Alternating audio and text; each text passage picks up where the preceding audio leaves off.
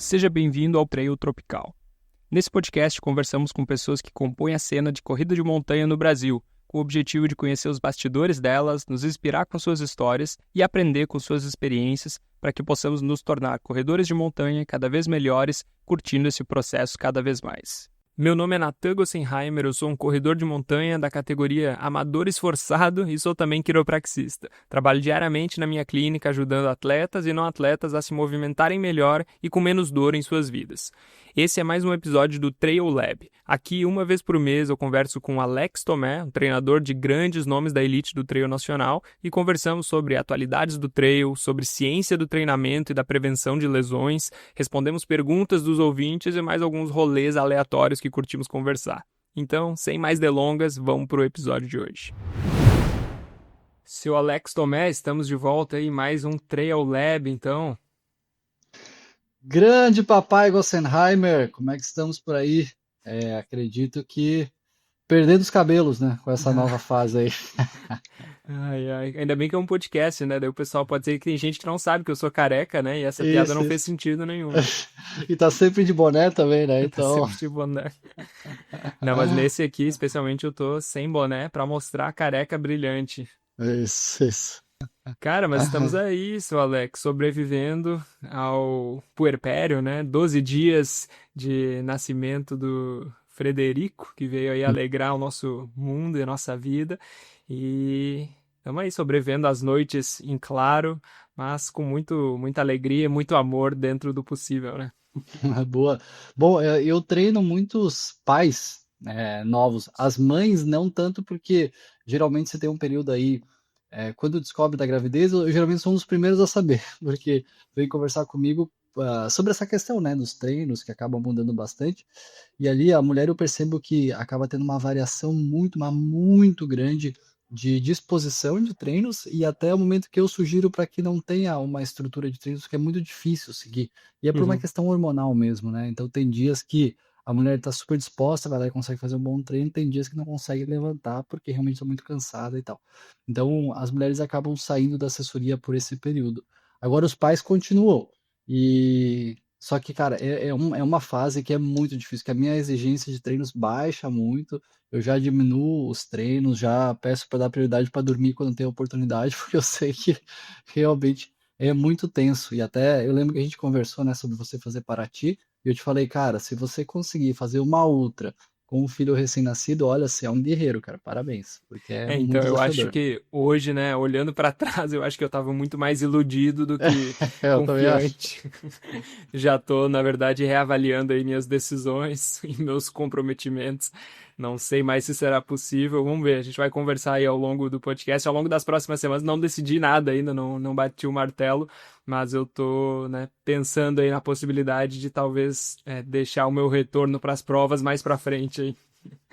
Que Eu acho que realmente é muito. A privação de sono é um negócio que pega, e assim, tô com 12 dias, né? Então, claro, por um lado, são os piores dias, né? Mas também, Hum, por outro lado, são só 12 dias, né? A gente tem uma sim. vida inteira aí, ou pelo menos mais um ano, assim, né? Num ritmo parecido, assim, né? Então, eu acho que talvez uma ultra daqui a 9 semanas, acho que talvez não seja uma das decisões mais sábias que eu vou tomar na minha vida. Eu sempre tenho aquela ideia, cara, ultra tem praticamente todos os meses aí, né? Você encontra uma ultra onde você quiser, praticamente. E essa fase com o seu filho é uma coisa muito única, acredito eu, né? Não tenho filhos Uhum, ainda, mas acredito que deva ser algo muito especial. Então, uhum. não sei, prioridade para isso, né? Ultra, depois a gente encontra outra. É isso aí. Nós vamos trocar mais uma ideia mais pra frente aí no podcast. Esse é um Boa. assunto, né, que inclusive tu sugeriu aí da gente falar, né, que era sobre as atualidades, né, o nosso quadro de atualidades, a gente falar sobre isso, sobre privação de sono, paternidade, treinamento. Aí a gente quer contar um pouco aí sobre como que tá sendo pra mim e também falar sobre o Caleb Olsen, né, o cara que ganhou o Western States agora, que ganhou com um filho de 8 semanas, né, e ele comentou sobre como que foi pra ele o treinamento nessa fase aí também. Então vamos falar um pouco sobre isso. E depois a gente vai falar sobre ciência, né? Tu vai trazer um estudo pra gente aí, que é sobre uma revisão sistemática, né? Que eles analisaram qual que é a modalidade de treinamentos de intensidade que são mais eficientes ou que vão trazer maior melhoria no nosso consumo de oxigênio e na performance, nos testes extremos, nos testes máximos, né? Então é uma revisão sistemática. O Alex vai trazer um pouco aí pra gente sobre um resuminho aí desse estudo. Depois a gente vai falar um pouco, respondendo uma pergunta do nosso ouvinte aí, que é sobre como que os esportes podem ser antagônicos ou talvez se complementarem, né? Sobre praticar escalada, corrida, natação, mountain bike, se isso de alguma forma pode atrapalhar um ao outro ou mais potencializa. E por último, no rolê aleatório aí, é o que era para vir na semana passada, o último Trail Uhum. Lab, né, mas acabou não vindo, que é sobre alguns parâmetros para a gente saber quando que uma dor que você começou a sentir na corrida pode potencialmente virar uma lesão lá na frente, né? Então, alguns parâmetros que a gente pode levar em conta aí para saber disso e para poder tomar decisões mais acertadas aí na nossa rotina de treinamentos. É isso aí, né, seu Alex? Boa, isso mesmo. Bom, se a gente viu aí que o cara ganhou uma prova tão importante com um filho de 8 semanas, não tem desculpa para você, né? Podemos, inclusive, aumentar para 110 lá em Paraty, eu Pô, acho. imagina o que que eu posso fazer, né, cara? Hum. Cara, isso é loucura, né? Eu acho que. Eu não sei se tu chegou a acompanhar o Western States, né? A Não. gente teve um episódio até que foi. O último episódio, né? Foi todo ele sobre a Western States, mas a gente nem falou muito sobre isso, né? Mas o Caleb Olsen, né? O cara é um atleta profissional, né? Ele é atleta da Nike Trail dos Estados Unidos.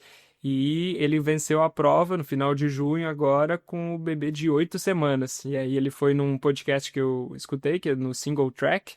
E ele contou como que foi essa rotina, né? Eu achei bem interessante, assim, porque eles conseguiram se organizar como família.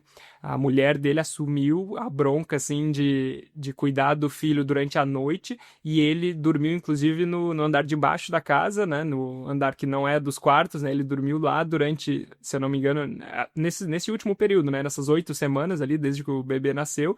E ela ficou no andar de cima cuidando do bebê, então, para ele nem acordar durante a noite, assim, né? Então eles se reorganizaram ali como família para conseguir fazer com que ele conseguisse manter essa rotina de treinamento, que a gente sabe que não é só o tempo de treinamento que tu precisa, mas é o tempo de recuperação, né? Que às vezes é tão importante quanto o estímulo Uhum. que a gente recebe, né? Então eles trouxeram isso, né? Ele e ela estavam falando até no podcast, então foi legal de ver como que eles, né, se foram intencionais, né, em se organizar como família ali para fazer isso acontecer, porque é o trabalho do cara, assim, né?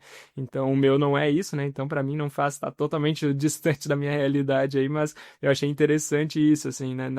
O nível de seriedade que eles colocaram na recuperação, né? Para esse atleta conseguir esse resultado e acabou dando muito certo aí, né, para eles. Sim.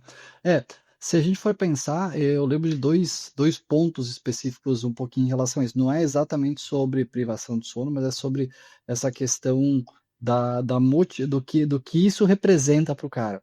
Eu fui para o Quênia lá em 2019 e lá se falava, e eu acabei lendo bastante sobre isso e conversando com as pessoas lá, e uma das conclusões que eu cheguei, até no livro que eu lancei naquela época, eu falei um pouco sobre isso, sobre o que eu achava que eram as coisas que faziam com que os quenianos fossem tão bons. E uma das coisas é essa questão da motivação que eles têm para correr, e porque aquilo significa muito para eles. E talvez para um atleta profissional, que aquilo representa o vencer na vida e o não vencer na vida, o cara vai se esforçar mais, ele vai dar os 120% que talvez eu não vou dar, porque eu vou pensar assim, cara, se eu chegar 5 minutos mais tarde nessa prova, ou se eu fizer ela em 6 horas ou em 6 horas e 30, para mim não vai mudar quase nada, praticamente nada. Então minha motivação é pequena. Mas talvez para um cara desses, lá do Keynes, ele vai dizer assim, cara, se eu chegar nessa prova 2 minutos antes, muda a minha vida completamente. Então o cara aceita sofrer mais, ele dá um pouquinho mais. E um cara como esse, talvez ele ter passado por esse período e chegar na prova e pensar assim, olha só o que minha esposa passou por mim, olha só o meu filho, olha só o que representa, eu preciso dar Uhum, tudo de mim aqui. Então, talvez isso seja um fator motivacional. E aí, no uhum, meu mestrado, eu estudei um pouquinho sobre os fatores determinantes do desempenho em provas longas, assim, de 100 quilômetros para cima. E eu estudei muitas questões psicológicas e emocionais, e ele falava bastante sobre isso, sobre essa questão de qual é o significado daquela corrida para aquele atleta. E em provas longas, isso acaba sendo, cara, realmente muito, muito, muito importante. E aí, novamente, esse exemplo que eu dei, para alguém que vai ganhar a prova, tem um significado, para alguém que só quer completar, é um significado diferente. Então, isso acaba sendo bem relevante ali na hora do resultado final. Então, pode ser que tenha, pensando agora, fazendo uma relação, talvez esse cara tá na prova e pensando assim, Cara, minha esposa passou por tudo isso, eu quero orgulhar o meu filho que acabou de nascer, Uhum. então eu vou dar o meu 130% aqui que eu não daria, talvez, se não tivesse passado por essa situação, né? Talvez possa até ter ajudado de alguma forma. Boa, não, eu acho que isso faz total sentido.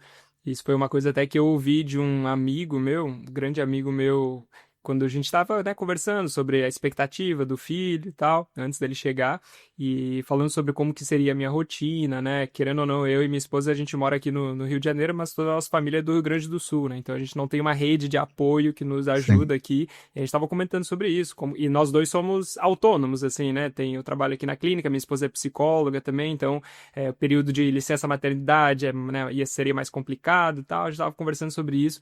E aí, uma coisa que ele me falou que eu tô experimentando agora foi que ele falou: Cara, tu vai ver que depois que tu tiver filho, tu vai conseguir trabalhar muito melhor. E isso é uma coisa que, pra mim, tá fazendo sentido. Por mais que são só 12 dias agora, mas eu sinto que eu tenho menos tempo pra trabalhar, eu tenho menos energia pra trabalhar, porque eu tô dormindo muito menos, e eu sinto que, cara, ainda assim eu consigo fazer as minhas coisas aqui e de forma muito mais otimizada, né? Meu tempo tá muito mais Uhum. condensado, mas eu sou muito mais intencional nas minhas ações, assim, né? Então eu sinto que o meu trabalho ele tá otimizado de alguma forma, né? E eu acho que isso é uma coisa que, querendo ou não, só não vou falar diversidade, mas assim, esses complicadores, né, que, que que a vida impõe na gente, nos permite vivenciar de alguma forma, assim, né? Eu acho que essa experiência de ter um filho e a vida nos começar a mudar de outras formas, assim, né? E, enfim, nos tirando da nossa zona de conforto de várias formas, nos mostram como que a gente consegue fazer as coisas de outros jeitos, né? Que a gente achava que não seria possível, né? Antes. Então, Uhum. acho que essa questão de como que isso muda a nossa mentalidade, como que a gente encara as coisas, muda bastante, assim, né? Então, é uma coisa que eu tô conseguindo experimentar. Eu acho que desde o parto, né, principalmente, assim, né, sem querer entrar muito aqui, né, não vai ser um podcast sobre isso, mas para mim foi muito, muito interessante isso, viver isso, né, junto com a minha esposa ali, o parto foi normal, né, e o bebê tava grandinho, né, acabou nascendo com 4,1 kg. Então, assim, é um bebezão mesmo. E, cara, o parto foi difícil, assim, né? Então, eu, quando tava ali junto com ela, eu nunca vi na minha vida alguém fazendo, um ser humano fazendo tanta força igual eu vi ela, assim. Então, cara, foi uma experiência, assim, que eu recomendo pra todo mundo que tiver essa oportunidade, assim, né, de ser pai, assim, né, que pode escolher, às vezes, entre parto natural e cesárea, assim, eu acho que o parto natural é um negócio que muda a maneira que você vê a sua esposa, muda a maneira que você vê, que você entende a vida, assim, e é um negócio muito louco, assim, porque realmente, cara, o que eu vi ali da minha mulher fazendo força, eu nunca ia imaginar que ela conseguia fazer o que tava fazendo, né? Pra vocês terem noção, assim, pra ilustrar um pouco, a maca, a cama, né, que ela tava deitada ali, tinha um ferro no meio que ficava, tipo, na altura da cintura dela, mais ou menos, né? Um ferro que era pra ela se segurar, assim, e fazer força, né? Só que esse Uhum. ferro, nessa maca especificamente, ele não tava preso. Então eu tinha que ficar fazendo, né, na frente dela, eu tinha que ficar fazendo a força contrária para ela puxar contra mim. A gente ficava, tipo, fazendo Uhum. como é que é o nome Cabo de daquela guerra. brincadeira? Cabo de guerra, isso aí. Tinha que ficar Uhum. fazendo um cabo de guerra. E, cara, tipo, eu não venci o cabo de guerra dela. Tipo, ela ficava Uhum. me vencendo no cabo de guerra e eu sou maior do que ela, né? Enfim, treino mais do que ela, força, assim. E ela não tava focando a força dela ali, né? E isso aqui me chamou a atenção. Ela tava focando a força na região do quadril ali, né? Pra fazer a força Sim. expulsiva. E, cara, ela ali na parte né, usando a musculatura das costas dela, ela tava me vencendo na força. Eu não conseguia vencer ela, assim. E eu em pé, de tênis, ali paradinha, ela deitada na maca me vencendo, assim, cara. Então é uma força absurda, assim, né? Mas, enfim, tudo isso só para ilustrar aí que eu acho que realmente essa questão de ter outros motivos por trás, assim, né, acaba com certeza nos ajudando aí de alguma forma e eu tô conseguindo experimentar isso aí nesses últimos dias aí também. É. Cara, deve ser uma experiência que realmente não tem como descrever, é só sentir. Provavelmente é uma daquelas coisas que você nunca vai saber exatamente como é se você não sentir. A única coisa, o meu único comentário, então, o meu único comentário em relação a isso é essa questão que você comentou aí de ela fazendo muita força, porque vou entrar com uma coisa racional no momento que está sendo emocional, né? Mas é, o nosso cérebro, a gente tem uma reserva de força. E isso é uma coisa que eu já estudei faz tempo, talvez tenha novos estudos e eu não estou atualizado. Mas e foi na época da faculdade, a gente já faz bastante tempo. Mas o nosso cérebro ele tem uma limitação se quando a gente faz uma força intencional, quando é voluntária. Eu estou fazendo isso porque eu quero fazer. Então tem uma limitação. Agora, quando é uma situação que a gente vai mais para instinto do que para racional, você acessa uma força que você não consegue acessar de maneira racional. Então, por exemplo, não sei se você já ouviu falar, mas a mãe vê o filho embaixo do carro e vai lá e Uhum, levanta o carro. Tipo, coisas assim que ela não teria forças para fazer. Mas aí uhum, o que acontece? Ela vai lá, consegue acessar isso, porque a nossa força ela depende muito do nosso cérebro, né? Ela é uma ligação neuromuscular. Então, vai fazer, vai conseguir executar aquela tarefa e depois vai ter as consequências, que é, cara, vai uhum, estourar tendão, vai estourar articulação, a estrutura não vai aguentar, mas ela vai conseguir resolver aquele problema. E eu acredito que a questão do parto, ela tem também um pouco disso, é um instinto e que o cérebro acessa uma força que provavelmente não consegue acessar normalmente. E, pô, imagina como seria a dor disso, já deve doer muito, né? Mas também deve ter ali alguma carga hormonal que faça uhum. a mulher simplesmente não, sei lá, não desmaiar, não, porque a dor deve ser absurda, né? Então, certamente acessa partes e momentos que a gente não acessaria em momentos racionais. Então, Uhum. deve ser muito louco, cara. Muito louco mesmo. É. Não, é muito louco, assim, cara. E outro aprendizado que eu tive nesse período aí, que eu pude viver mesmo, né, experimentar por mim mesmo, foi da importância do sono, né? Ou não, do problema da falta dele. E porque nos primeiros dias que a gente estava no hospital, a gente precisou ficar um tempinho a mais no hospital ali, porque ele estava com hipoglicemia, não estava demorando para subir o açúcar. Mas deu tudo certo, assim, e aí a gente acabou ficando 3 dias no hospital. E assim, o dia inteiro sentado, né? A gente praticamente não saía do quarto, assim, né?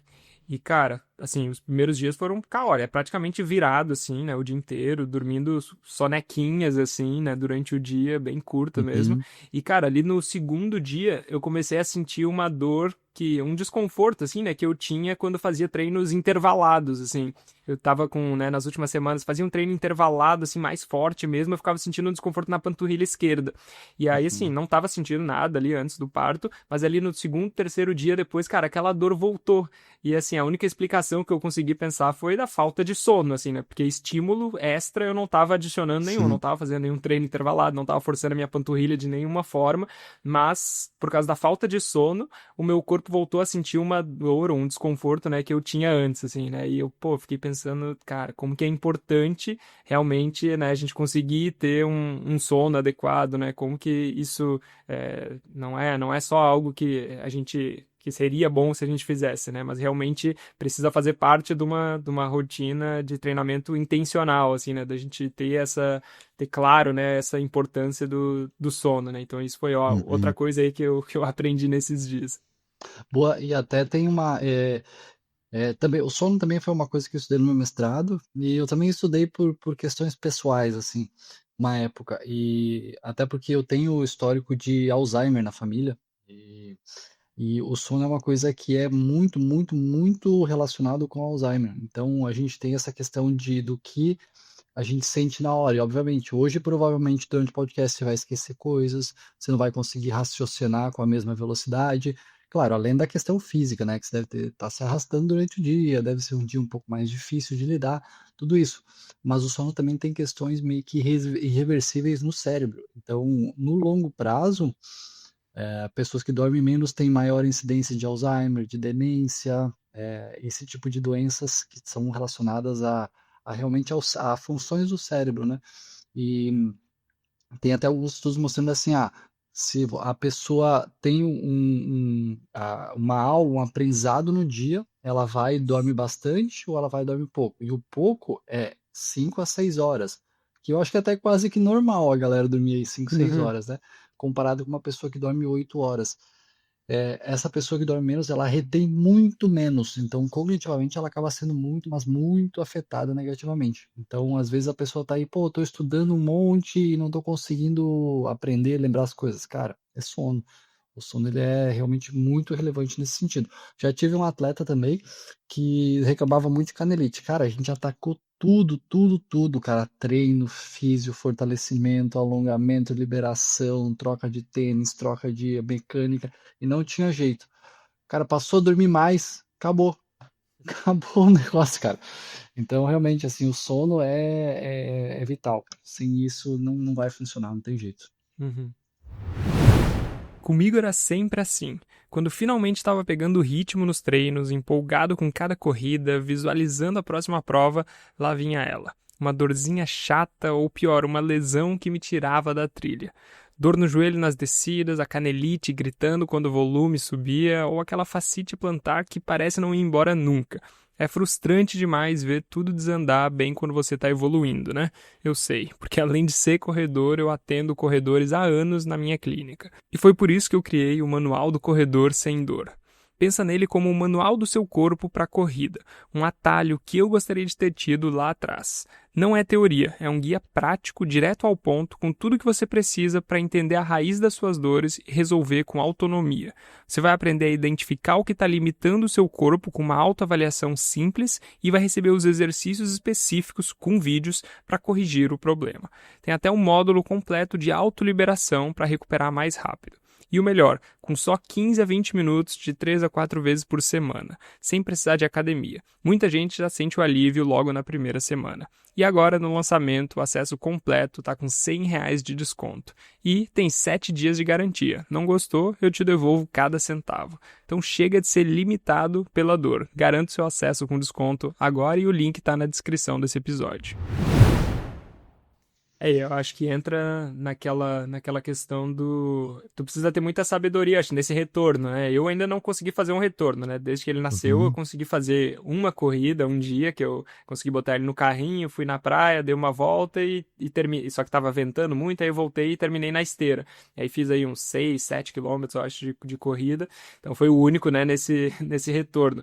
Mas, né, à medida que eu for voltando, assim, eu acho que é muito importante e ter sabedoria para ir dosando isso, né, de uma maneira correta, assim, né? Porque eu não vou poder voltar no estímulo que eu estava dando antes, né? Às vezes, dormindo menos, é melhor eu treinar menos, às vezes nem correr naquele dia, se eu não conseguir dormir direito, porque pode ser que eu vou me aproximar mais de uma lesão do que se eu não fizer nada, assim, né? Então, acho que nesse retorno é muito importante ter essa sabedoria e ir escutando o que o teu corpo vai te falando, assim, né? Pô, você tá cansadão, assim, naquele dia, cara, às vezes não faz sentido você sair para fazer um treino intervalado de intensidade, às vezes só uma rodagem leve já vai ser melhor, mesmo que você não faz há 2 semanas um treino intervalado, assim, né? Então acho que Uhum.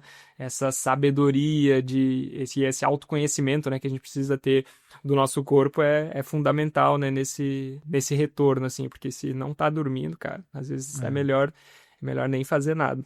Só sair É, para dar uma caminhada, para mexer o corpo. e eu gosto muito de ver a questão de contexto, de saber, e uma coisa que eu sempre repito para meus atletas, a corrida está aqui para nos ajudar, ela não pode atrapalhar. E novamente, vou repetir, você está vendo que é um momento que é mágico, é diferente, é único. Mesmo que você tenha outros filhos, esse foi o primeiro, vai ser diferente.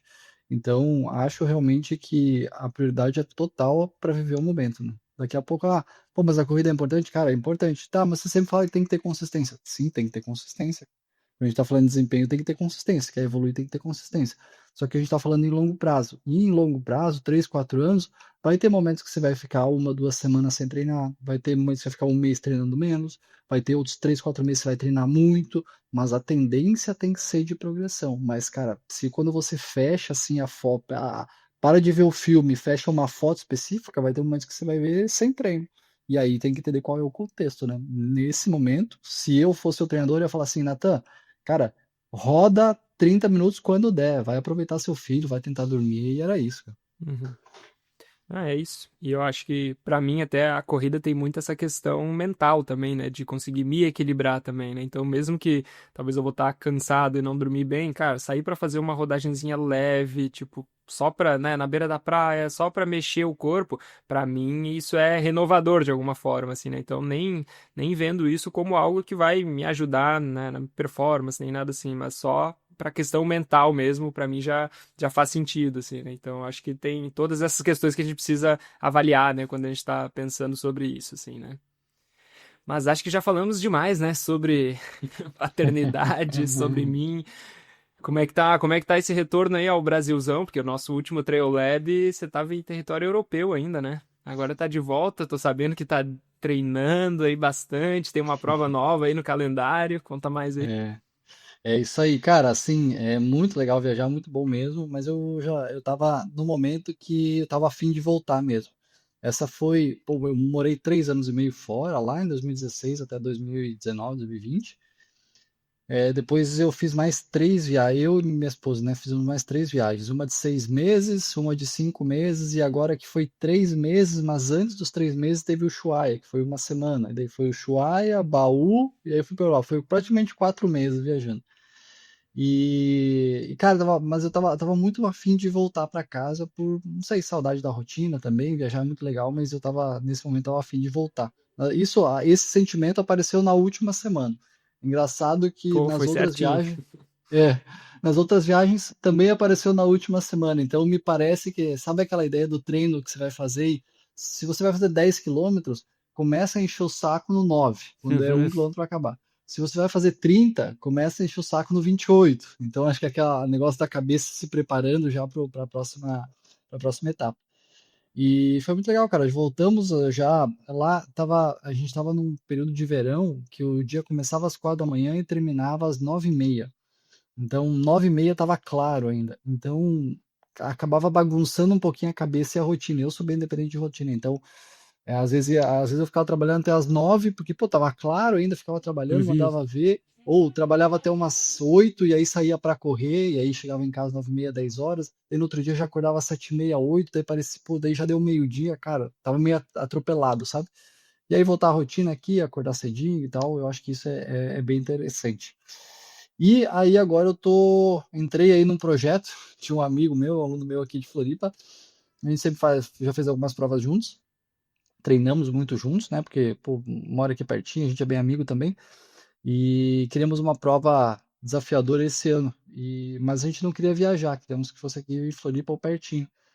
E aí encontramos essa, que é uma ultramaratona aqui de Floripa, tá no 5º ano, não conhecia ela, não sei se é uma boa prova, uma bem organizada, tô indo na loucura porque é aqui perto de casa.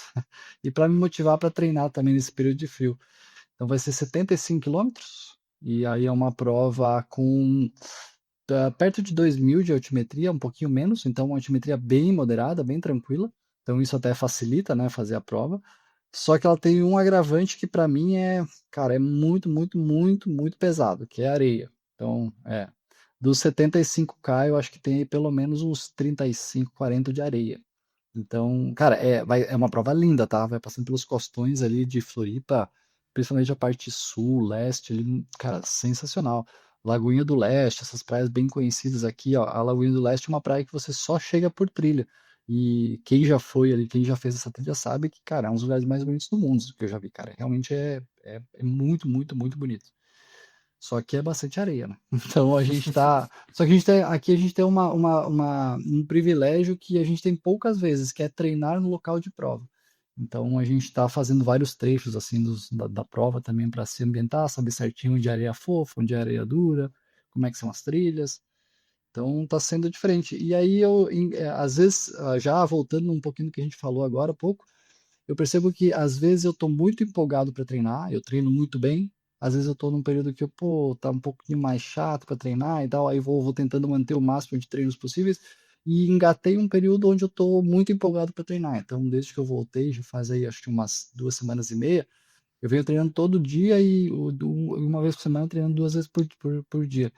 Então, eu já tô aí praticamente há 20 dias treinando todos os dias, com 2 treinos longos na semana, intervalados, treino de força. Então, vou aproveitar a empolgação aí para dar uma melhoradinha. Caraca, dá pra esperar um pódio, então? É isso que tu tá querendo dizer? Olha, com certeza não. Mas não é por falta de esforço, é por falta de talento mesmo. O cara é humilde, hein? O cara é humilde, quero ver. Quando que é? Em setembro, né? Também essa É prova? setembro. Aham, mesmo final de semana de Paraty, 20 de Ah, setembro. tá. Ah, então quer dizer que tu não vai pra Paraty, então. Não vou para Paraty. Tava na dúvida, agora já é definitivo, não vou.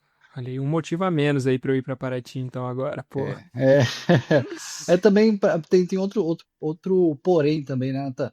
No último final de semana de setembro, eu vou com uma seleção de Sky Master lá para Bulgária. Então também também é mais uma viagem, é euro, é uma passagem internacional, então Uhum, dá uma economizadinha e é bom. boa. Cara, eu tenho tenho três amigos que fizeram essa prova que tu vai fazer ano passado. Dois Uhum. são daqui do Rio e um é do Rio Grande do Sul. Os daqui do Rio eu consegui conversar com eles sobre a prova, assim, porque eu lembro quando eles postaram que ia fazer, eu olhei a prova e falei, cara, Deus me livre, assim, prefiro Uhum. muito mais fazer um monte de altimetria a mais do que isso, do que essa areia fofa Eu toda também, aí. eu também. Só que para talvez para te tranquilizar, o que eles falaram que, na verdade, foi algo específico do ano passado, né? Eles falaram que choveu bastante nos dias anteriores, aí a areia ficou bem mais compacta do que normalmente, assim, né? Então, esse é uma coisa que talvez facilite aí, né? Mas pode ser que não também, pode ser que não chova nada e a areia fica aquela areia movediça quase, que cada passo é um sofrimento. É. Mas Mas, assim, pô, boa ela é sorte aí. dividida, tá? Dos 75 quilômetros, tem, se não me engano, são três trechos que são de mais areia contínua. Tem um trecho que é de 20 quilômetros, que pega ali Campeche, Morro das Pedras e Joaquina. Então ali vai ter uns pedacinhos de areia fofa, mas a maioria é uma areia que você consegue correr. Só que, Uhum. cara, é impressionante. A gente foi treinar na areia e a gente fez, acho que foi 3 horas e pouquinho. Dessas 3 horas a gente passou por umas dunas e o resto foi areia dura. E como a estrutura fica cansada, é diferente. Eu poderia correr 3 horas no asfalto que eu acho que eu não ficaria tão cansado assim. E Uhum. aí tem aquela relação, né, do quanto mais firme é o terreno, maior é o retorno elástico, então menos energia você gasta. A areia, quando você afunda, você tem que fazer todo o esforço através de energia que você produz. Isso cansa. Mesmo. Então, vai ser mais desgastante, com certeza. Mas como ela vai se passando, vamos ver. Vamos ver o que vai acontecer. Eu nunca fiz prova em areia tão longa. Assim, a máxima em areia foi 30 quilômetros. E foi o inferno. Vamos ver agora. Vai dar bom, vai dar bom. Vai dar, vai dar. Seu Alex, então você preparou um artigo científico para nós aí? Conta mais aí sobre o que que é. Boa, vamos lá. Então, na verdade, até foi uma coincidência, tá? Porque eu estava ouvindo um podcast que é talvez as pessoas aqui que ouçam aqui o nosso podcast também já devem ter ouvido esse, que é o do Coopcast, que é o do treinador, acho que se não me engano é Jason Cooper, é Coop, o nome dele. E ele trouxe um cara e eles começaram a conversar sobre esse assunto. E eu falei, cara, que massa, né? Me interessei muito pelo assunto. E aí, uns 3, 4 dias depois, eu fui lá numa pasta de artigos para ler, que eu separo, assim, quando vejo estudos legais, eu vou lá, deixo separado. E eu estava abrindo os artigos para ver qual que eu ia ler o próximo, e eu achei o artigo que eles estavam falando. Inclusive, o cara convidado é um dos autores, o autor principal do artigo, que é eu não sei exatamente, talvez você conheça ele, acho que é Michael Rosenblatt. Não conheço isso. Não conhece? Ele é treinador também de alguns atletas de alto rendimento. Mas eu achei bem interessante esse artigo para trazer, Nathan, porque ele conversa muito com o que a gente falou no último episódio. Lembra que a gente falou sobre. Agora você não consegue lembrar as coisas que você não dorme mais, né? Mas a gente falou dos seus testes de 1 e 5 quilômetros e sobre a questão de perda de velocidade. Por que eu faço dois testes, né? 1 e 5 quilômetros? Até para quem não ouviu, sugiro voltar lá para ouvir, porque certamente vai conversar muito com o que a gente vai falar aqui hoje. Então, a ideia desse estudo foi entender se é melhor fazer um treinamento que ele é mais voltado para você trabalhar VO2 máximo e ganho de velocidade, ou se é melhor você trabalhar uma questão mais de sustentação de velocidade. E aí eu quero voltar um pouquinho antes para contextualizar uma coisa aqui, Nathan. Porque às vezes as pessoas falam assim, eu faço treino intervalado para ganhar velocidade, como se todo treino intervalado fosse a mesma coisa. Cara, isso não é verdade. Não é assim que funciona. Cada treino intervalado tem um objetivo e cada pessoa precisa de um tipo de treino intervalado. Então, quando você fala assim, treino intervalado é tudo para ganhar velocidade, é uma meia verdade, não uma verdade completa. E aí existem vários objetivos de treinos intervalados, mas eu queria separar dois que são os principais e quando a gente está falando mais de coisa fisiológica, né? Eu sei que a gente pode fazer treino intervalado para melhorar a potência em subida, a gente pode fazer treino intervalado para fazer efeito protetor na descida, a gente pode fazer treino intervalado para treinar ritmo, tem várias coisas. Mas aqui eu vou falar sobre variáveis fisiológicas, sobre a gente melhorar fisiologicamente falando, condicionamento.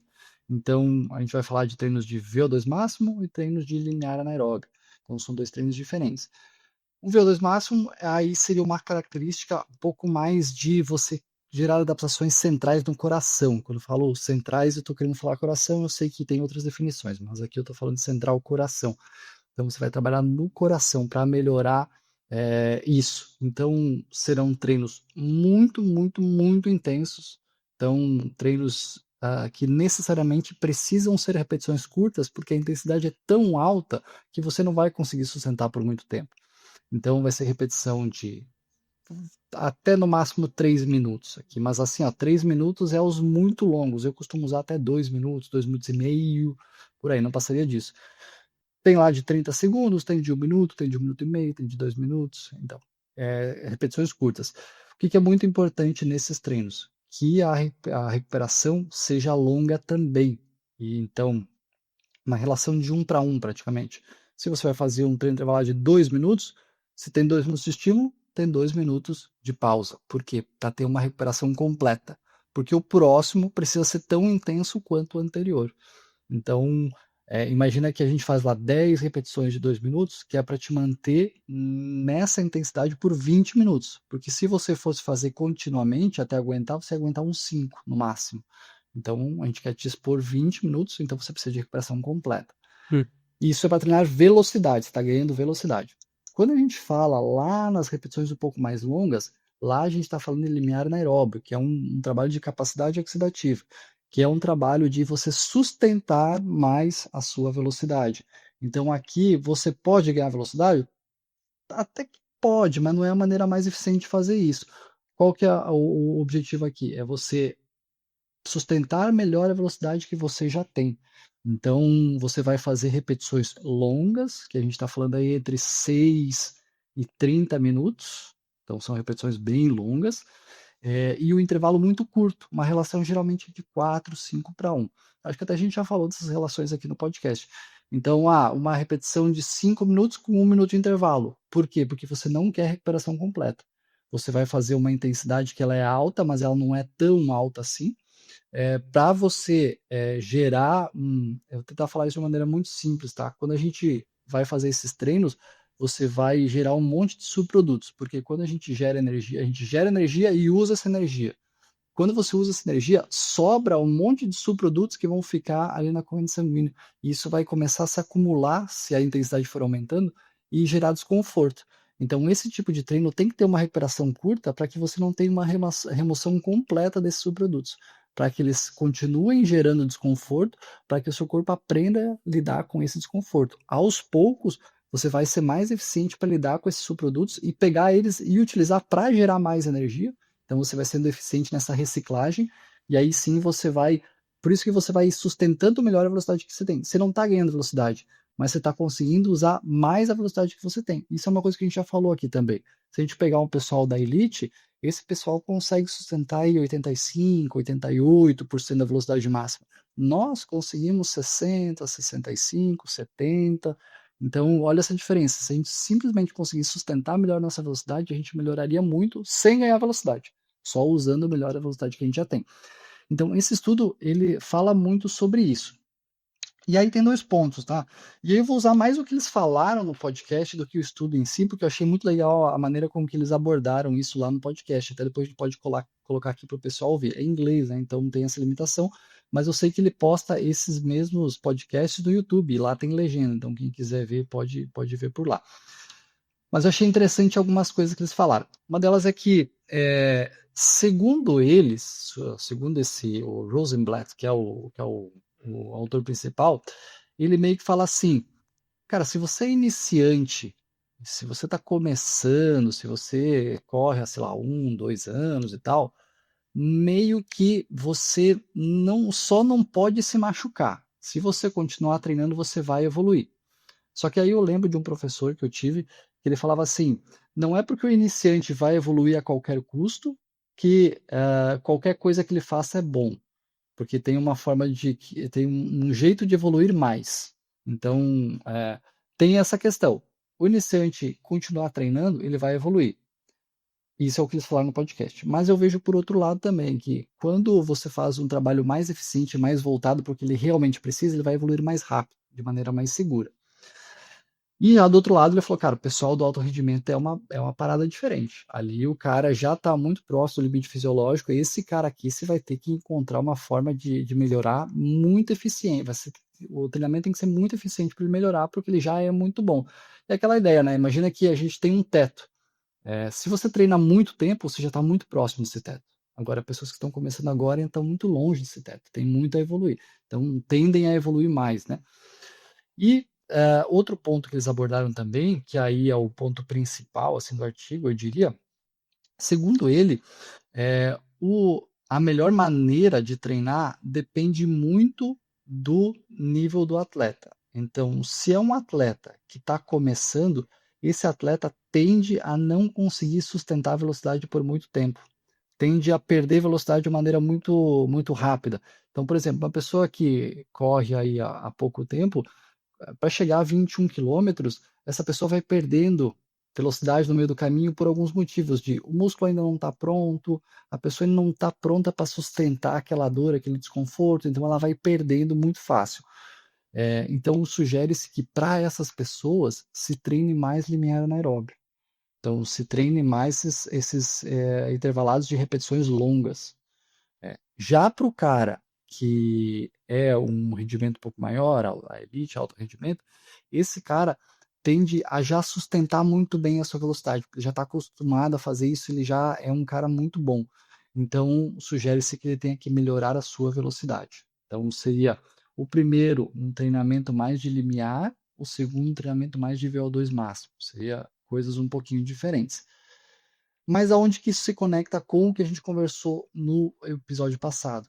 No episódio passado, a gente falou sobre medir a perda de velocidade e basear o seu treino pela perda de velocidade. Porque basicamente é isso que a gente está falando. Se o cara sustenta muito bem a velocidade dele, não adianta eu treinar a sustentação de velocidade. Preciso treinar para ele ganhar mais velocidade. Agora, se ele não sustenta muito bem a velocidade dele, eu preciso treinar para ele sustentar melhor a velocidade. E isso a gente mede pela perda de velocidade do 1 para os 5 km, por exemplo, que isso é o que eu uso, né? Eles não falaram sobre os 5 km, mas eles abordaram muito essa questão também, de entender o que o atleta precisa treinar. E aí, voltando mais um ponto do que a gente falou no podcast passado, essa questão de, cara, se você sabe o que tem que treinar, você não precisa variar muitos treinos. O difícil é você saber o que tem que ser treinado. E isso é difícil. Isso realmente é difícil. Então, se alguém me perguntar assim, Alex, faz aí uns treinos para mim, cara, para fazer treino é rapidão. 5 minutos eu faço 3 meses de treino para você. Se eu não sei o que você precisa treinar, eu vou jogando qualquer coisa. Agora, saber o que precisa treinar, aí sim é aqui onde deve investir tempo. Aqui onde eu faço o teste, vou avaliar, vou investir tempo nisso aqui, tá? Descobrimos o que o Natan precisa treinar. Ah, beleza. Sabendo que é limiar, sabendo que é VO2, cara, agora jogar. Eu trabalho com Training Peaks agora, eu tenho os treinos prontos lá. Treino de VO2 tá aqui, ó. Treino de limiar tá aqui. E aí, claro, vou colocar os ritmos do Natan especificamente, mas treino de VO2 é uma coisa, treino de limiar é outra coisa e pronto. Não tem como inventar a roda aqui. Então isso foi um pouco prolixo, né? Eu acho. Fui trazendo um monte de informação aleatória, mas o estudo é mais ou menos sobre isso.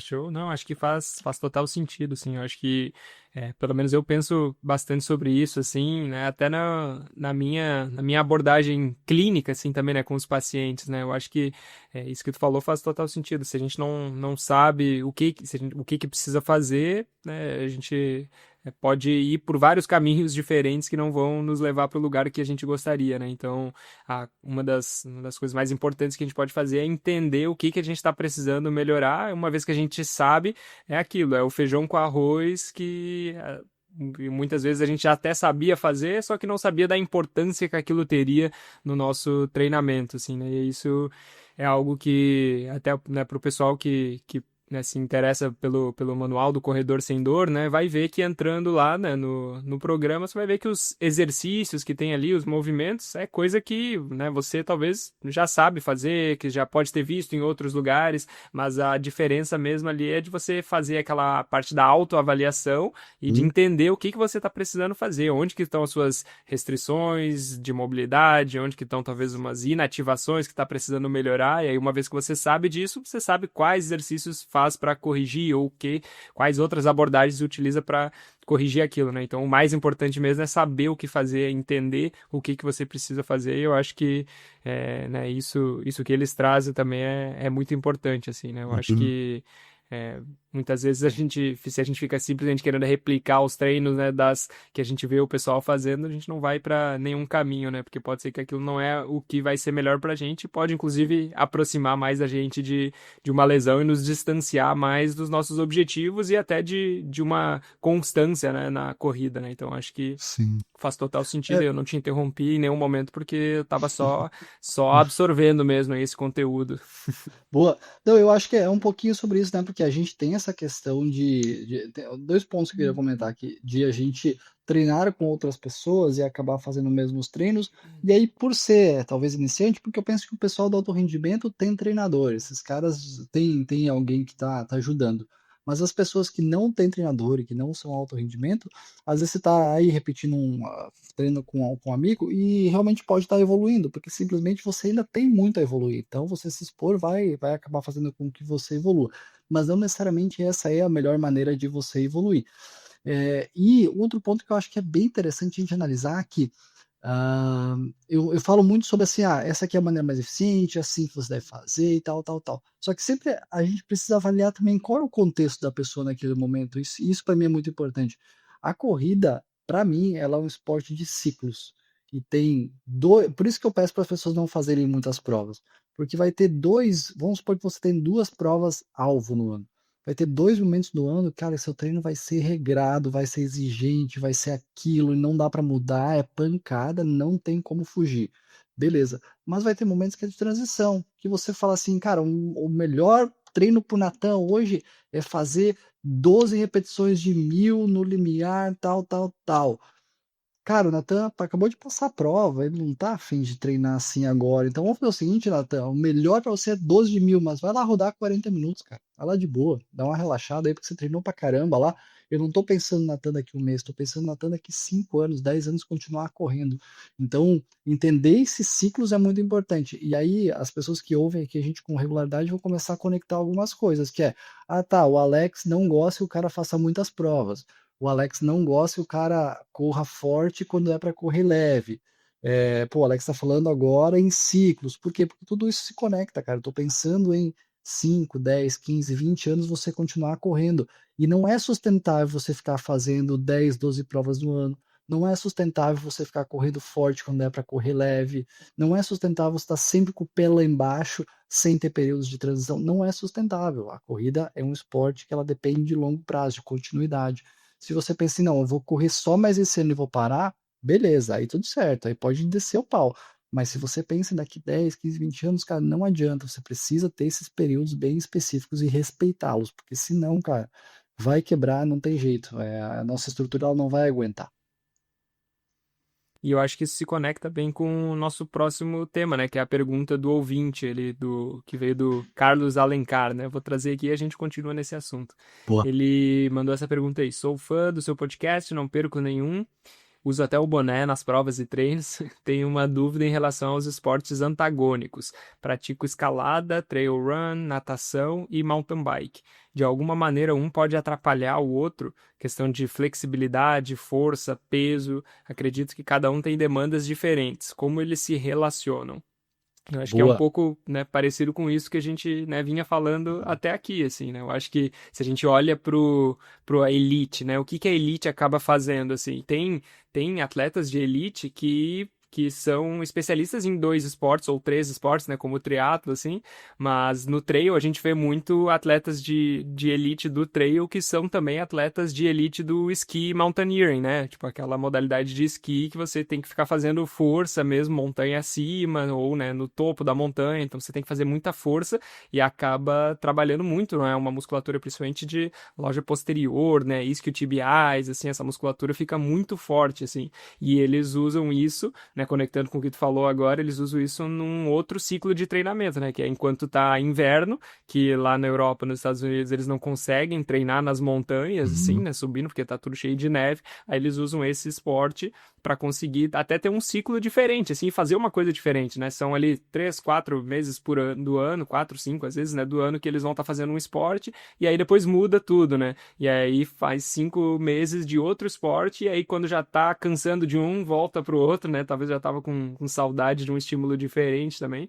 Então eles usam isso de maneira complementar, né? Dessa forma. Só que eu acho que a gente tem que ter em mente que esses 2 esportes que eles utilizam, né? Especificamente esse Ah, tá. esqui e a corrida, eles são esportes que se complementam, assim, né? Mas pode ter algum outro esporte que de alguma forma talvez vai até atrapalhar um movimento, né? Então, os esportes que ele trouxe aqui, escalada, trail run, natação, mountain bike, né?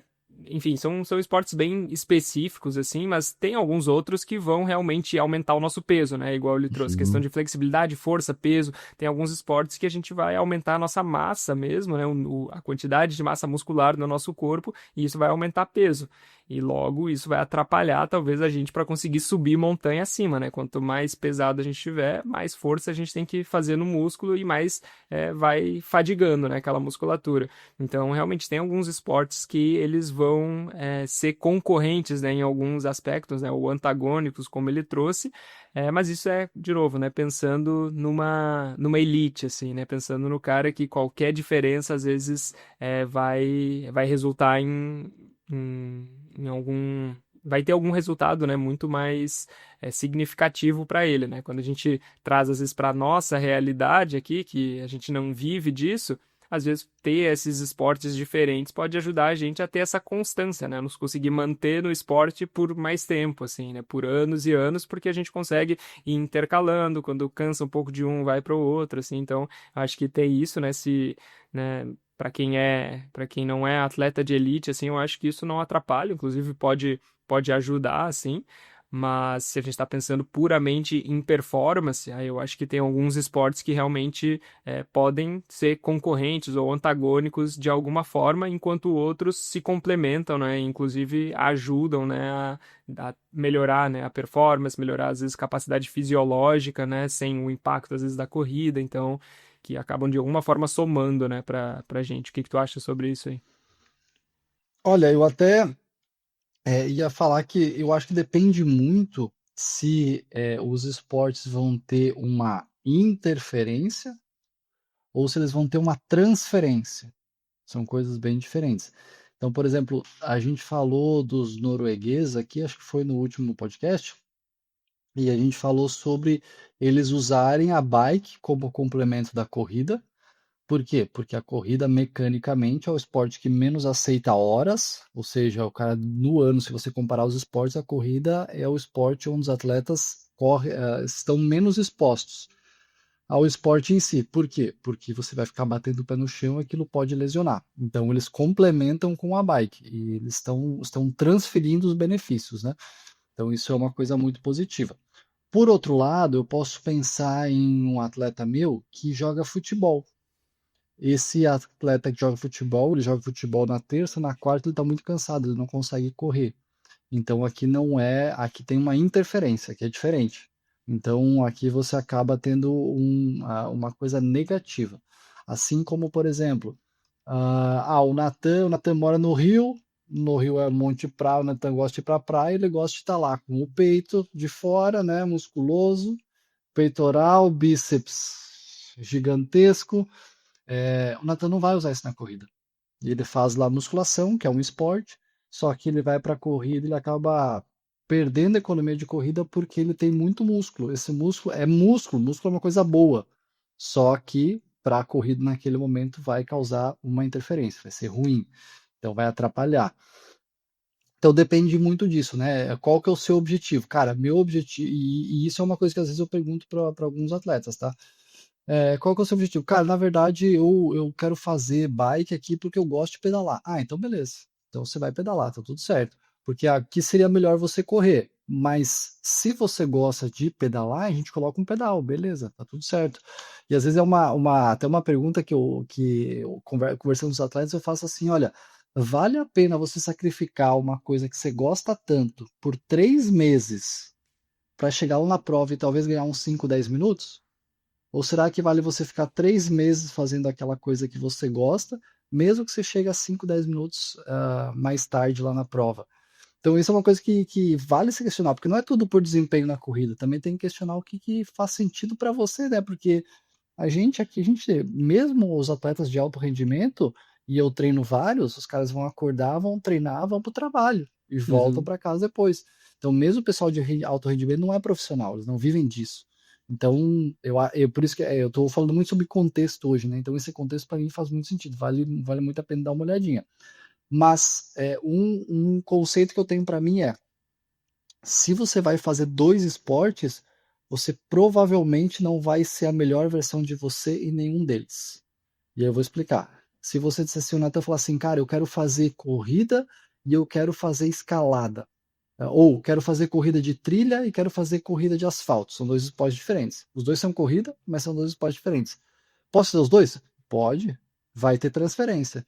Mas se você treinasse só asfalto, você seria melhor no asfalto. Se você treinasse só trilha, você seria melhor na trilha. Se você quer fazer os dois, dá para fazer os dois? Dá para fazer os dois. Você não vai ser o melhor de você em nenhum deles.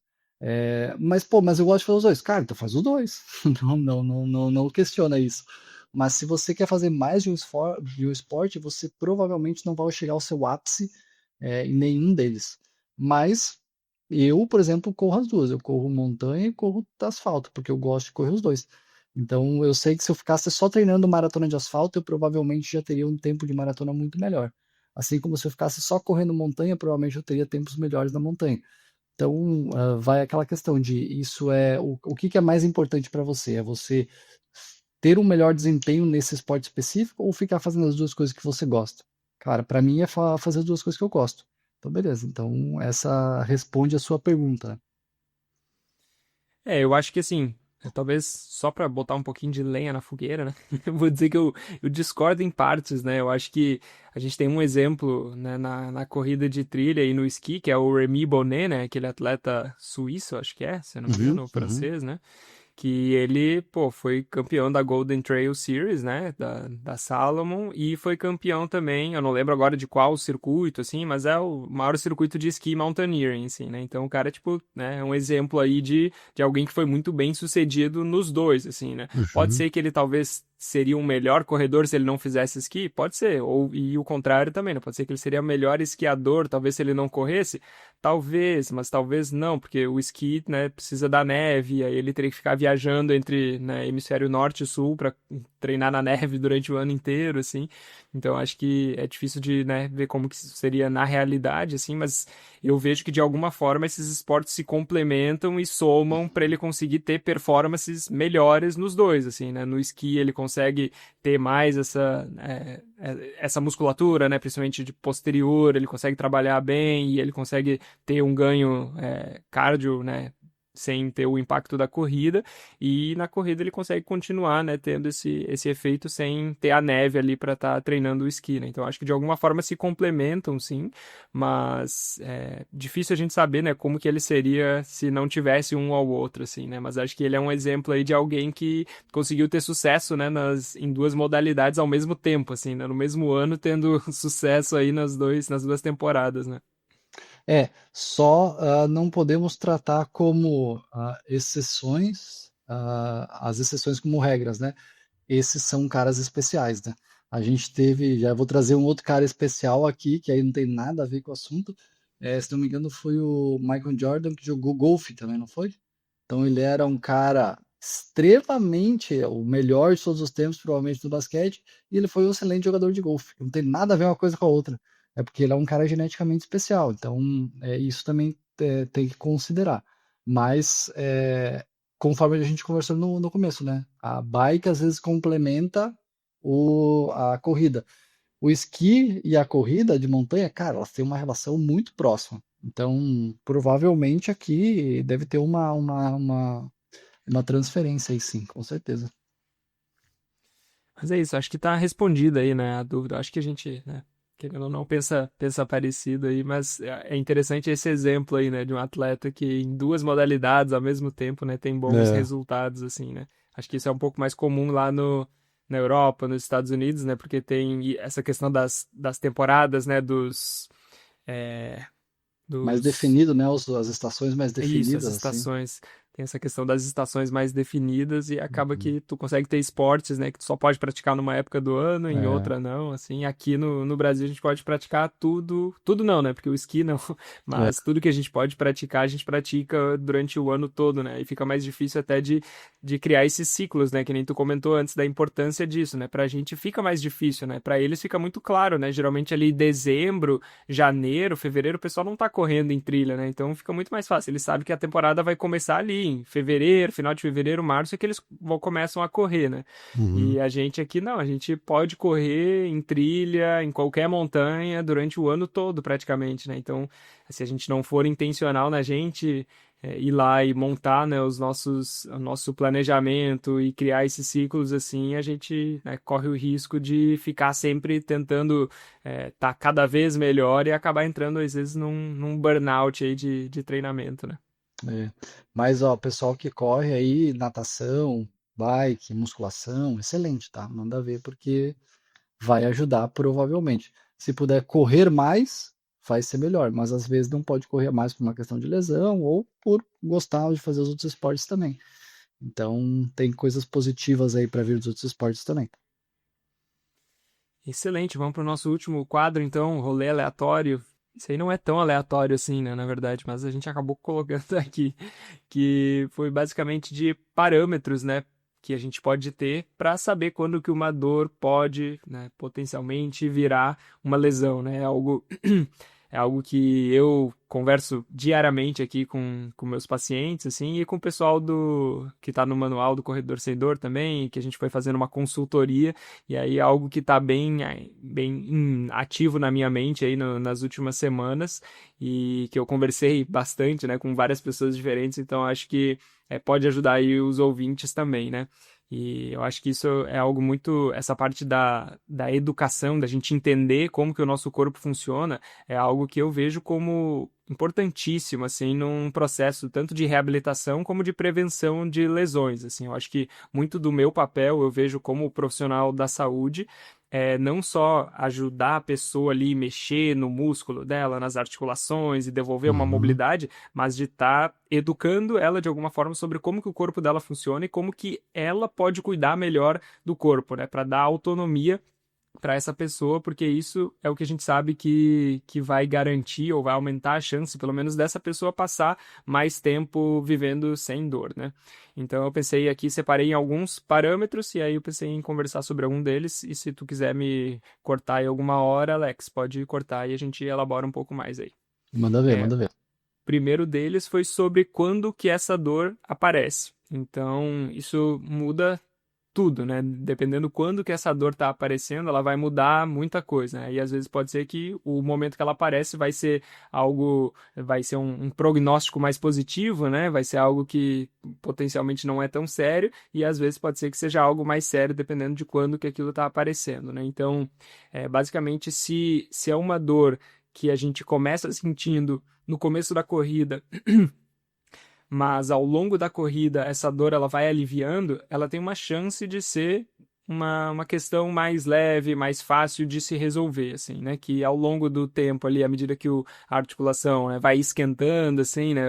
Vai chegando mais sangue na articulação, se ela vai aliviando, a chance dela se resolver sozinha nas próximas semanas, ela é maior, assim, né? Então, se ela começa mais forte e vai aliviando ao longo da corrida, é um sinal positivo, assim, né? De uma dor que talvez não é nada tão grave, né? E aí, se o contrário acontece, é algo que a gente precisa prestar mais atenção, né? Se você começa a correr, não está sentindo nada, e passou ali 5, 10, 15 minutos, começa a sentir a dor, e em toda a corrida está mantendo esse padrão, Aí é algo que a gente tem que observar um pouco mais. Aí entra naquela regra dos 5, né? Que eu acho que eu já trouxe aqui em algum Uhum. outro podcast também, que é basicamente se a dor ela tá numa intensidade acima de 5, numa escala de 0 a 10, ou se a dor você sente por mais de 5 minutos, né, contínuos durante a corrida, para de correr, corta o treino por ali, vai para casa e tenta de novo amanhã.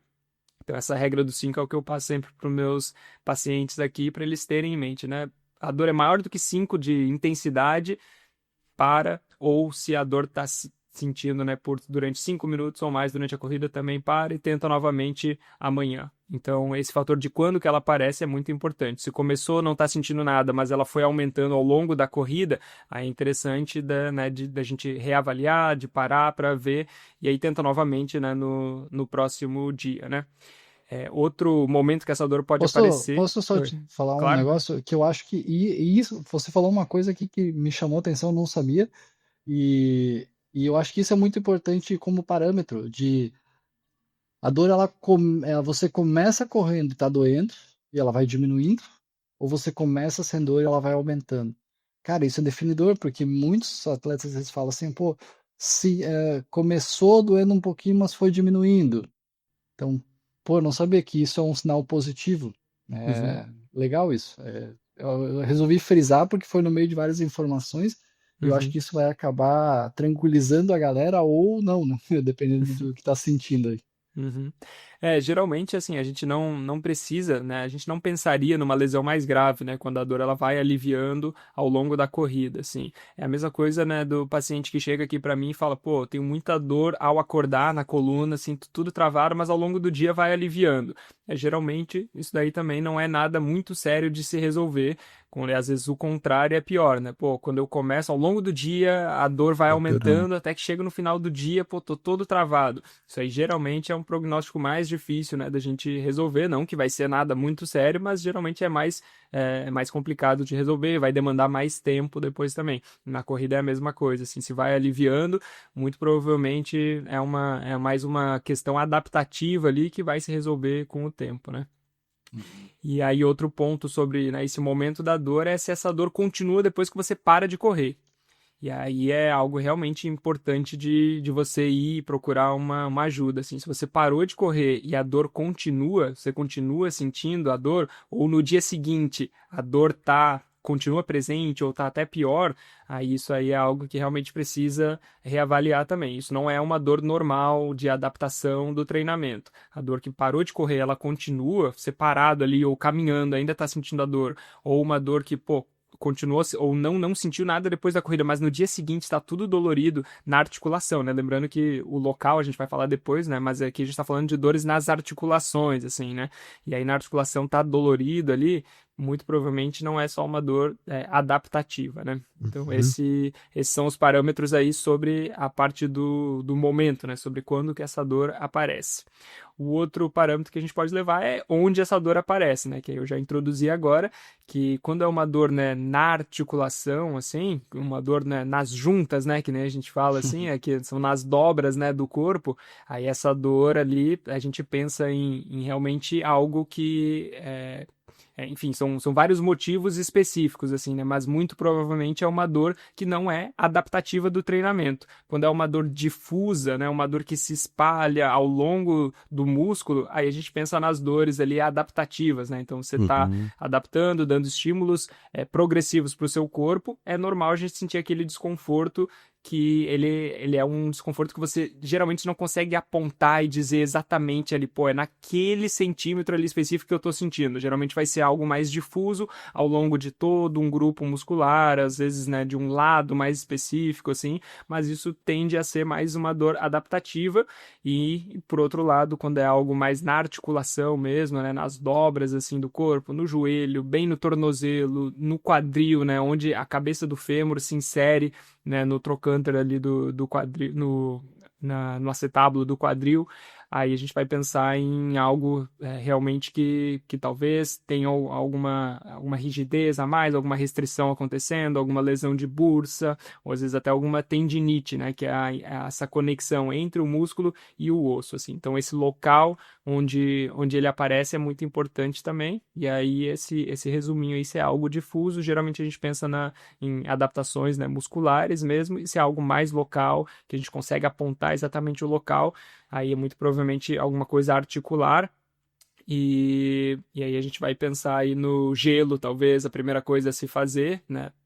Fez gelo ali e ainda assim não está aliviando, daí tenta procurar alguma ajuda, né? Quando a dor difusa no músculo, a primeira coisa para a gente tentar aliviar aquilo ali é calor. Na verdade, o calor ele vai ser mais eficiente. O calor ou uma liberação miofacial, tipo aqueles rolinhos, ele tende a Uhum. ajudar, por mais que vai ser dolorido, né? Enquanto está fazendo ali, mas ele tende a ajudar a acelerar essa recuperação. Quando é uma dor articular, o gelo faz mais sentido de colocar também. Essa é uma dúvida aí que a gente recebe bastante aí também, quando usar gelo e calor, eu acho que dá para ter uma regra geral aí, pelo menos quando a gente está falando dos momentos na corrida, né, onde a gente faz, dá para ter como base isso, né. Uhum. E outros sinais, né, de alerta que a gente pode ter, que eu acho que são importantes, né, que a gente chama de bandeiras vermelhas ou até bandeiras amarelas, assim, o primeiro deles, inchaço. Então, se você, pô, olhou para aquela região, ela está inchada, comparou um lado com o outro, você vê que claramente um lado está maior, está inchado, é um sinal, né, de alerta, assim, que alguma coisa aconteceu ali que não é natural, que não é só uma lesão, não é só uma adaptação, né, do estímulo da corrida. Então, se está inchado, se está muito vermelho, né, que esse inchaço e vermelho e principalmente calor no local são sinais de inflamação, né? Então, alguma inflamação está acontecendo ali que não só aquela inflamação boa da adaptação do treinamento, assim, né? Então, isso Uhum. são sinais que são importantes aí da gente levar em conta, né? E alguns outros sinais que aí não são tantos de inflamação, mas também são interessantes, são estalos, né? Pô, tá dando muito estalo, ou sentiu um estalo específico quando tava no treinamento, assim, Uhum. tava na corrida, sentiu um estalo, cara, talvez não é tão, não é algo que a gente espera, né, que aconteça, né? A gente geralmente associa esses estalos quando ligados à dor. Pode ser, às vezes, alguma lesão tendínea, ou às vezes mesmo lesões articulares, menisco, e aí é importante dar uma observada, né, se isso estiver relacionado com alguma dor. Então, esses estalos ou falseio, né, que você tentou pisar ali e tá meio que em falso, isso aí às vezes a gente relaciona também com alguma lesão ligamentar. Então, lesões ligamentares deixam a articulação mais frouxa, né, então ela é mais falseada, isso pode estar relacionado com isso. E dormência, formigamento, perda de força, né? Esses são sinais que seria interessante você procurar alguma ajuda realmente. Não deixa. Se você tem qualquer um desses sinais, assim, esses estalos, se sentiu um estalo muito forte, falseio, dormência, formigamento, perda de força, procura ajuda, porque muito provavelmente quanto mais rápido você conseguir ter essa ajuda, mais rápido aí você consegue estar de volta aí nos treinamentos. Não falo isso para assustar ninguém, né? Esse não é o objetivo, assim, disso aqui. Não é de trazer medo ou de trazer uma cinesiofobia, né? O medo do movimento, é muito pelo contrário, né? Para conseguir te ajudar o mais rápido possível e que você logo retorne aí para a rotina de treinamento, assim. Deu para entender aí, Alex? Ficou Não, muito... eu acho que alguns pontos específicos que você trouxe são bem importantes, né? Como esse que eu frisei ali, até o ponto que você comentou assim, quando você acorda, e porque isso é uma coisa que eu sinto muito quando eu tô em alto volume de treino, eu acordo, eu coloco o pé no chão, eu sinto que minha panturrilha tá levemente dolorida. Mas aí, pô, levanto, tal, dá 1, 2 horas, eu já não sinto mais nada. Uhum. Então, isso é um desses pontos. E eu fiquei até pensando uma coisa, Natan, porque eu sou muito, quando o atleta chega para mim e fala assim, cara, tô com uma dor, ou tô com canelite, tô com alguma coisa nesse sentido. Vou parar de treinar e depois volto ao normal e tá tudo certo. Cara, isso não resolve o problema. Você parou de fazer aquilo que estava causando a dor, mas você não resolveu o problema. Então, entender quando é o momento para realmente parar e ir atrás de resolver, ou quando você consegue simplesmente continuar treinando, mas fazendo um tratamento que vai te ajudar nesse processo. Eu fiquei pensando, eu sei que você tem um corredor sem dor, mas você também faz esses atendimentos online, do tipo assim, cara, tô com uma dorzinha aqui, será que Queria só, sei lá, trocar uma meia hora, trocar uma ideia com o Natan, uma meia hora aí por vídeo mesmo para mostrar, porque às vezes acredito que para corredor deve ter um padrão, né? Pô, essa dor aqui significa isso, essa dor aqui significa aquilo. Não sei se você faz esse tipo de trabalho assim ou você acha que não, tem que ser presencial mesmo. Não, eu faço esse trabalho de consultoria online, sim, né? A gente faz mais para fazer uma avaliação mesmo, ver o que está acontecendo. E que nem eu falei, né? Muitas vezes só numa conversa inicial a gente consegue Uhum. descobrir, né, o que está acontecendo ali. E às vezes sem nenhuma intervenção de mobilidade ou movimento, a gente consegue já resolver, né? Então a gente faz essa consultoria, sim. Se você tiver interesse aí, entre em contato pelo Instagram e a gente pode conversar. E sobre essa questão de quando parar, ou se parar vai resolver ou não vai, ou precisa fazer alguma outra coisa, eu acho que isso, claro que vai variar, né, de caso para caso, então a resposta é aquele chato depende, né, porque realmente não vai ser um padrão para todo mundo, assim, vai ter algumas pessoas que realmente, às vezes, o que estava causando aquela lesão ali era a adaptação que estava sendo, às vezes, rápido demais e não estava acontecendo, estímulos rápidos demais, né, e a adaptação não estava acontecendo e estava causando um desconforto. Em outras pessoas, não. Às vezes vai ser uma alteração mesmo biomecânica ali que precisa acontecer. Então vai depender de pessoa para pessoa, né? O ideal realmente é fazer uma avaliação para ver o que está acontecendo e a gente pode ir testando, né, o nosso corpo, assim, né? O que eu sempre tento fazer, o meu objetivo é de dar autonomia para as pessoas, né, para conhecerem o próprio corpo e conseguirem elas mesmas, né, estarem se livrando aí dessas dores sozinhas, né? E aí quando isso não funciona, daí, claro, vem a minha clínica, daí faz uma consultoria, daí vem pro manual do corredor sem dor, mas o máximo que as pessoas conseguirem ir fazendo, né, sozinhas, é, acho que a gente tem esse potencial, o nosso corpo tem essa capacidade própria, né, de reparação, e aí se a gente vai conhecendo ele melhor, a gente vai dando os estímulos ou tirando os estímulos para conseguir esse processo mais rápido, e aí esses parâmetros que eu trouxe é só para a gente realmente não ficar ali, às vezes, sentindo uma dor, esperando que o corpo vai recuperar e ele não recupera sozinho, né? Ou tem alguma coisa mais grave ali acontecendo e você não procura ajuda, né? Então é justamente para ter esse parâmetro para balizar aí como que você vai conduzir isso que você está sentindo, né? Sim, sim. Boa. É, eu acho que eu sou muito, uma cara, muito a favor de investir em prevenção, porque às vezes o pessoal pensa, mas eu não preciso ir para um FIS, não preciso ir para um quilo, não preciso ir para uma massagem. Só que, cara, quando você previne, você faz lá uma sessão a cada 15 dias, uma sessão por mês, que seja, você às vezes acaba saindo de ter que fazer um tratamento que ele é muito mais doloroso, vai te fazer parar de correr, vai custar muito mais. Uhum. Então, se puder, até para quem não está sentindo dor, mas que às vezes está entrando num período de treino um pouco mais pegado e tal, cara, vai fazer uma massagem, vai fazer uma fisiopreventiva, vai falar com o Kiro para fazer uma geral aí, porque certamente faz diferença lá na frente. Com certeza. Eu, né, sou suspeito para falar, né, mas é isso aí que eu acredito e eu acho que realmente eu vejo aqui na minha prática a diferença que dá, né, nas pessoas que mantêm esse cuidado preventivo, assim, pô, o cara nunca chega aqui travado, assim, né, ou pelo menos diminui bem a chance disso acontecer, e aquele que negligencia isso e vem aí uma vez por ano, toda vez travado e precisa fazer um tratamento longo até se recuperar, vai sofrer muito mais, tanto financeiramente como de dor mesmo, né. Sim, é. É, eu vou dizer, ser bem sincero, eu sei que é caro, né?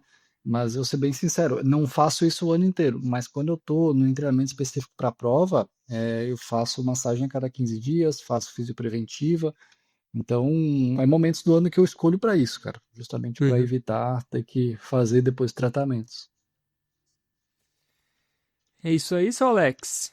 Então Ô, Natan, vou, finalizamos. vou, vou te pedir um minutinho aqui para fazer um jabá, posso? Nem Pô, conversei contigo isso antes. deve, cara, com certeza. Acho que é o Eu ia até primeiro pedir jabá que eu antes. faço aqui, né? Não, eu ia até pedir antes pra tu falar do teu livro também. Eu não sei se tu já falou do livro dos Ah, do livro. quenianos lá também. Tipo, fala pro É, pessoal aí, porque tipo, é interessante aí esse conteúdo, essa boa. experiência que tu teve lá, né? E aí condensou isso nesse livro aí também. Já Boa. faz esse jabá completo aí. O livro tá lá na Amazon, é R$19,90 e tá a preço de 2019 ainda, cara. Nunca Caraca, atualizei o dados, preço. Tá dados. dado. Só tem o digital, tá? Eu fiz duas impressões como, vou colocar aqui entre várias aspas, tá? Para quem tá ouvindo, eu tô fazendo aspas aqui. Escritor independente. Eu fiz uma impressão que, se não me engano, foi uns 400, assim, e vendi todos. Pô, que massa. E E aí depois tem só a versão digital que tá lá na Amazon, se quiser dar uma olhadinha lá. E quem até tem o Kindle Unlimited é gratuito. Então você pode ler lá e é um livro bem rapidinho de ler, tá? Na verdade não é muito, muito pouco técnico esse livro, inclusive tem várias coisas que eu leio hoje e penso assim, essa referência aqui eu mudaria, isso aqui não sei se está tão correto assim. Mas vale pela história, a história é legal. Uhum. É mais pela história do que propriamente pela parte técnica. Mas não era sobre isso que eu queria falar, ela até conecta um pouquinho, porque quando eu escrevi esse livro foi quando eu estava começando minha assessoria, em 2019. E desde então eu venho sendo muito cauteloso no crescimento. E comecei lá com 20 atletas e foi subindo, subindo, subindo. E eu sempre falo aqui que eu atendo poucos atletas, mas acho que eu nunca falei. Eu atendo hoje, no máximo, 85 atletas. É o número que eu trabalho. Agora, eu trabalhando com o TrainPix, ele me deu um pouco mais de eficiência, poderia até aumentar um pouquinho. Só que eu resolvi não aumentar o número de atletas, mas explorar outras formas de crescimento, porque acaba gerando muita frustração. Bastante gente me procura e não consigo atender todo mundo, justamente porque o meu formato de trabalho atual, ele não me permite pegar mais pessoas, porque eu teria que perder muita qualidade no meu trabalho para isso. Então, agora eu consegui ganhar um pouco mais de eficiência e a Bibi, minha esposa, começou a me ajudar um pouco mais da empresa agora, então ela tá pegando coisas que eu tinha que fazer, porque aqui eu chutava o escanteio e ia cabecear, né? Eu fazia a Uhum. nota, cara, eu fazia desde o treinamento, a nota, a parte de rede social, tudo eu. E daí ela tá entrando para me ajudar um pouquinho nisso e me livrar um pouco mais de tempo também. Então, a gente está começando a tentar encontrar novas formas de atender mais pessoas, mas sempre dessa maneira cautelosa, com muito cuidado, para que não perca nada de qualidade, principalmente. Então, a gente está fazendo um trabalho agora que é preliminar e a gente quer testar para ver se vai funcionar. Acredito que sim, que a gente já testou com umas duas, três pessoas, funcionou muito bem. Que seria, a gente está chamando de treinamento sob medida, que a ideia é a seguinte: a pessoa vai entrar em contato, vai preencher um formulário, ele vai dizer qual que é o objetivo, quantas vezes por semana pode treinar, tal, vou fazer várias perguntas ali, e a gente vai desenhar um treinamento para ela, para aquele objetivo específico. Daí vamos supor assim, Natan vai correr uma prova daqui 17 semanas. A gente vai desenhar o treinamento para essas 17 semanas e vai entregar para o Natan. Então, o que vai ser diferente? Claro que no individualizado eu vou estar lá avaliando treino a treino, vou estar dando feedbacks e tal, e esse sob medida não vai ter isso. E por que que não vai ter isso? A gente percebeu que hoje eu só ofereço um tipo de treinamento que é muito, muito premium. Ou seja, cara, eu já fiz reunião com médico, eu fico conversando com fisioterapeuta, com nutricionista, eu avalio treino a treino, eu sei que cara, eu sei o período menstrual da fulana, eu sei, cara, assim, é muito premium. Então, tem gente que usa isso e tem gente que não usa nada disso. Então a gente percebeu, cara, tem um descompasso aqui, porque tá todo mundo pagando a mesma coisa, e tem gente usando tudo, e tem gente que não usa nada.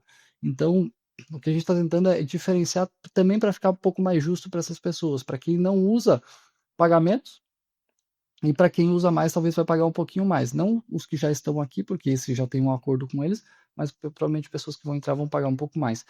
Então, esse sob medida, ele vai encaixar muito bem para essas pessoas que não usam muito do modelo atual, mas que têm esse objetivo e que querem ter aí pelo menos uma amostra de como é a minha metodologia. Então, vai poder treinar com a mesma. Tudo que eu falo aqui vai ser aplicado ao treinamento da pessoa, só vai ter um acompanhamento um pouquinho diferente, porque é o perfil da pessoa mesmo, né? Então, obviamente, vai ser bem mais barato.